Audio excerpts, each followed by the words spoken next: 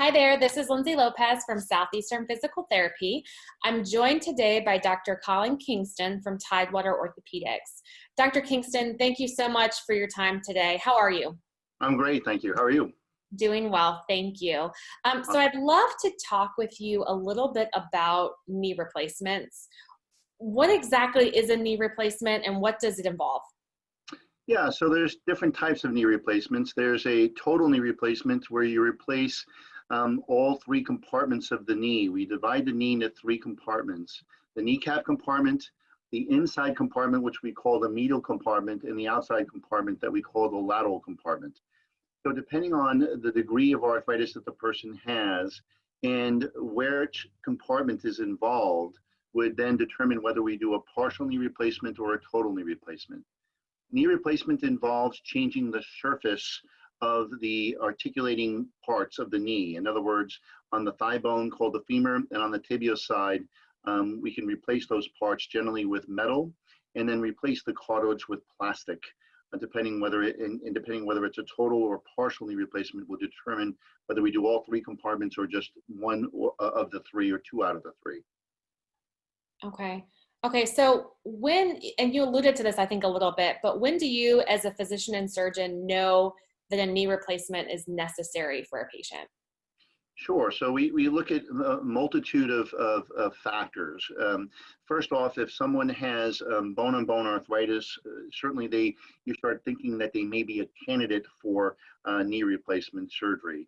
But just because somebody has bone-on-bone arthritis doesn't mean they have to have knee replacement surgery.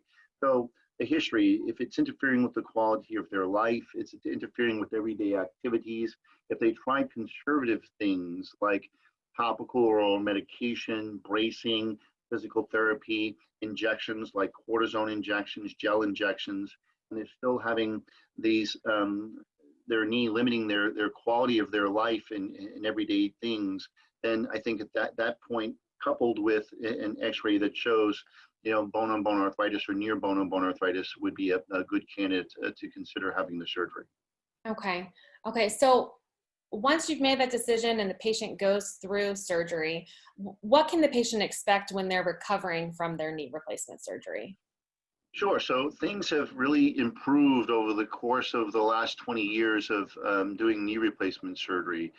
When I first started doing them, we used to hospitalize patients a couple days before the operation, and they would spend 1 to sometimes even up to 2 weeks in the hospital. Nowadays, since 2015 on in particular, a lot of patients are not only having the surgery, but going home that day. Sometimes, and I would say the majority of my patients, even my older patients, are going home the next day. So very little hospital time is involved.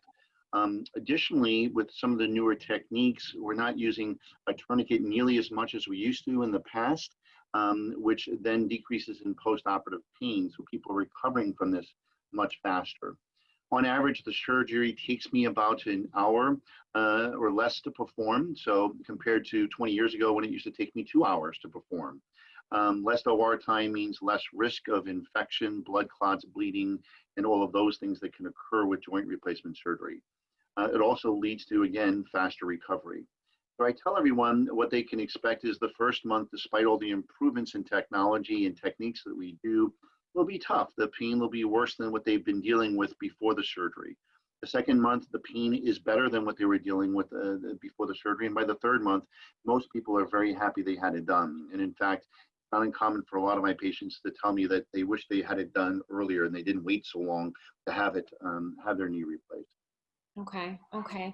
So how important is physical therapy following a knee replacement? Very important. Physical therapy is, again, a key component to optimizing their outcome. Getting the motion back, getting their strength back, getting their balance back. And the last thing to come back from knee replacement surgery is your endurance, your ability to walk for 3 to 4 to 5 miles.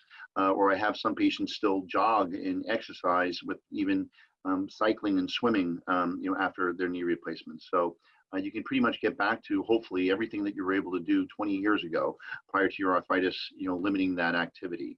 But physical therapy is a big part of it, and a big component of it. And then how can a patient set up an appointment with you guys? They can call our phone number, which is 757-827-2480, or they can go online at tidewaterortho.com and book the appointment that way.